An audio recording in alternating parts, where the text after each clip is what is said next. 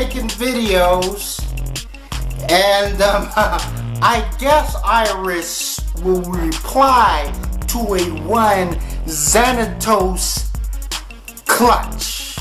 Now, Xanatos Klutch was griping that in my last video I've gotten his name wrong. My apologies, sir, but I did say that I vaguely heard of this guy, so therefore I didn't have time to master his name.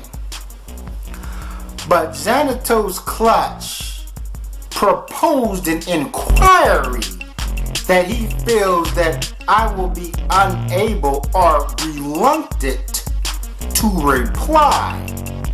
Now, all of his questions he posed to me were arbitrary. They were redundant. It's almost, and also I want to ask Xanatos Klutch, how do I answer an answer? Because around the 2:33 mark of your video, you said everybody wants to know the real answers. Can you answer the answer? Let's answer a question. But that was a struggle video. That was a struggle video by a struggle YouTuber. Like the guy was talking almost like he had a gun to his head. Almost like somebody has tied and bound his girlfriend or significant other, placed 4 pounds of C4 in their lap and said, hey, Xanatos, make a video against YouTube, the YouTuber Pinhead Blackston, or we're gonna blow her up into smithereens.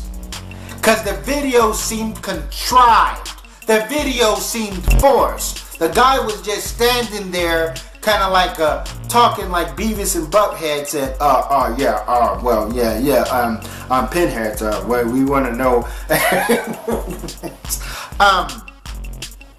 So here goes. You know, he mentioned something about, if I'm not a YouTuber, why do I make videos? Going by my slogan. When I say that I'm not a YouTuber, I just like to make videos, it's kind of play on the Big Pun song, I'm Not a Player, where he says, I'm not a player, I just like to fuck a lot. Or the edited version would say, I just like to crush a lot.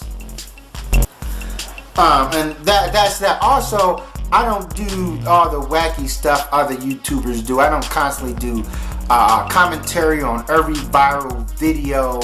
Yes, I may do social commentary on cataclysms that happened in the news, like, you know, in the media, like, you know, the Eric Garner things dealing with black people.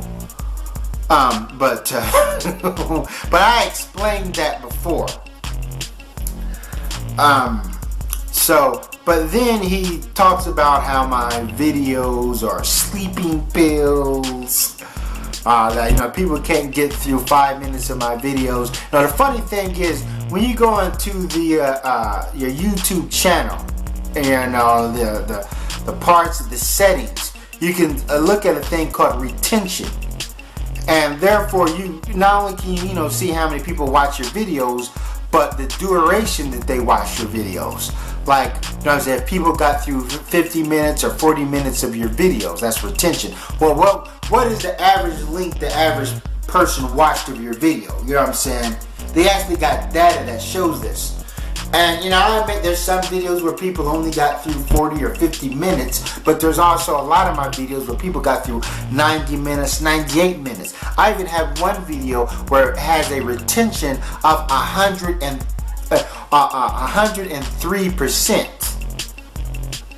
You know what I'm saying? The percentage, like, you know, like 40% or 90%.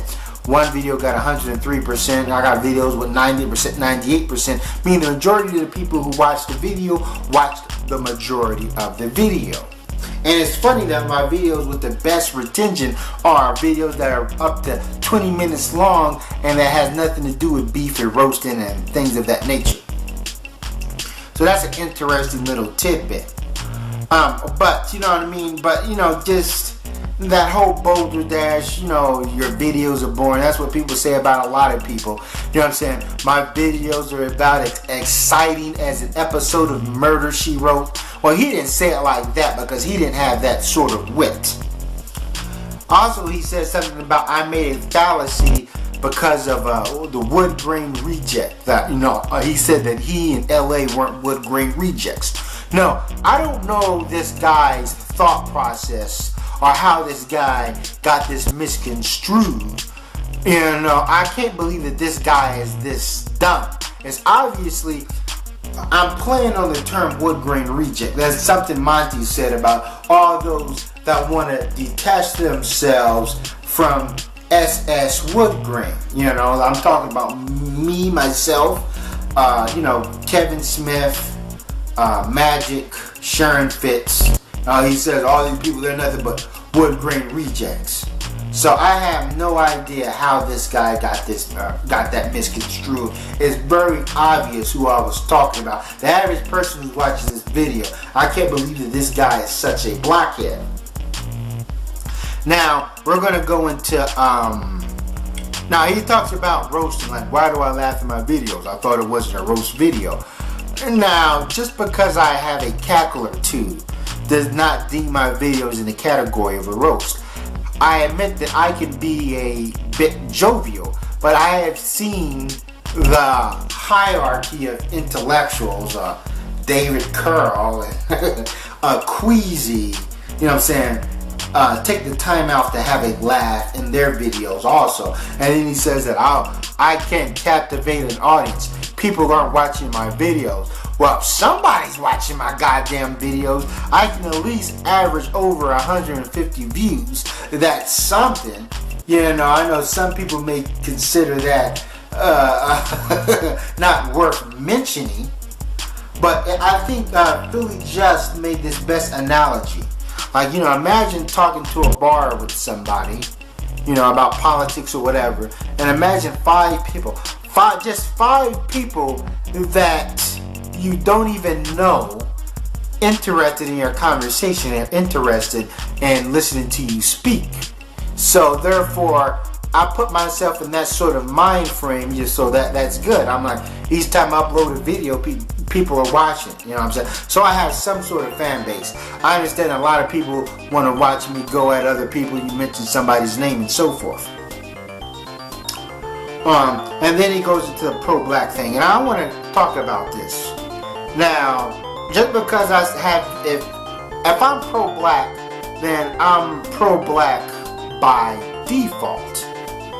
Man, if talking about social issues sort of in favor of black people are from the black perspective, are saying that yes, here in America black people have been hoodwinked, bamboozled, run amok and led astray.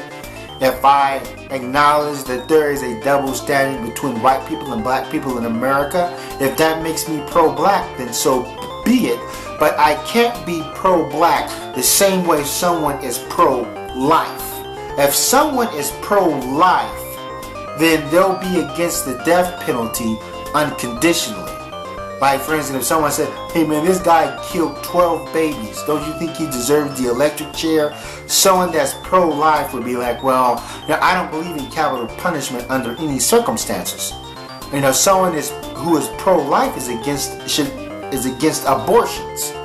Even if a female has 13 kids that she can't take care of and they're living in squalid conditions, and she's already got another one in the oven, and she's thinking about an abortion because she barely's taking care of her other children. Someone that's pro-life would be like, well, I don't agree with abortion. She should have that kid. So therefore, I can't be unconditionally pro-black. Pro-black, nobody can really come up with a definitive meaning of what exactly is pro-black. It's a fucking big area. I'm like, what is black? So you see what I mean? So therefore, I admit a lot of black people's attitudes and some of black culture, even going back to Africa, I do believe that they should be reformed, and I'm not going to be on the side of black people unconditionally. I'm going to look at the circumstances and be like, okay, this black person is clearly in the wrong. And yes, I do believe that black people do deserve some criticism, but I also believe that America, you have to criticize the house that black people are in. And then he goes on and says that, what am I doing this here for? You're not getting any such accolades. Like he said, taking another swipe at Monty, and Monty got pussy from Soul Sister and so forth. Man, I'm not in it for that. First of all, I already got a female. He says I'm appeasing the hood rats. No, I got a female. You know what I'm saying? People see my video with my female on it. These videos are therapeutic. Yeah, no, I like giving out my philosophy because there's somebody out there that likes listening to me. Obvious.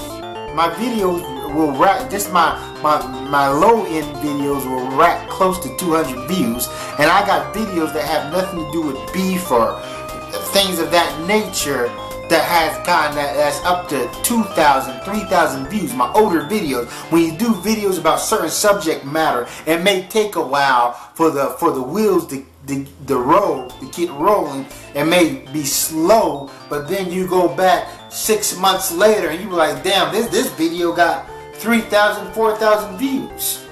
As if when you do a quote-unquote beef video, you know what I mean, it may get like 500 views in 2 days or whatever, and then it just stops, it just dies out, But I also want to talk about, let me talk about this, like, when he said, can I answer the answers? He said, what is the reasons of me going after Tommy Sotomayor? As I've said before, I make a lot of rebuttal videos against a lot of YouTube personalities. But Tommy is somebody who thinks he can monopolize on black people's problems. When you say stuff that black females are the worst stewardess on earth, and when you want to center things solely on the black female and not put any or hardly any blame on men, or you use that, you know what I'm saying, when black men act out or act a certain way, you use this, they were raised up by single mothers as just your defense, and like, just to blow them off and not listen to the argument, so the things he says can be refuted.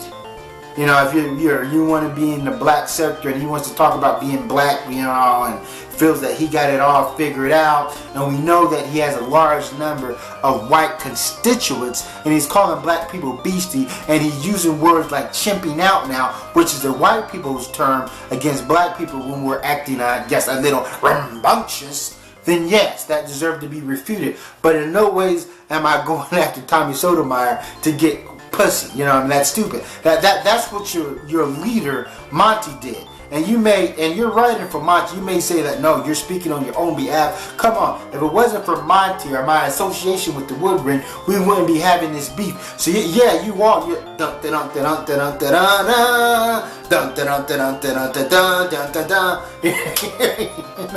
You're writing for him pretty hard. Now, I would say that you are doing more than what Reef is doing, which, you're making a video towards Monty's detractors right here on YouTube rather than video or Daily Motion.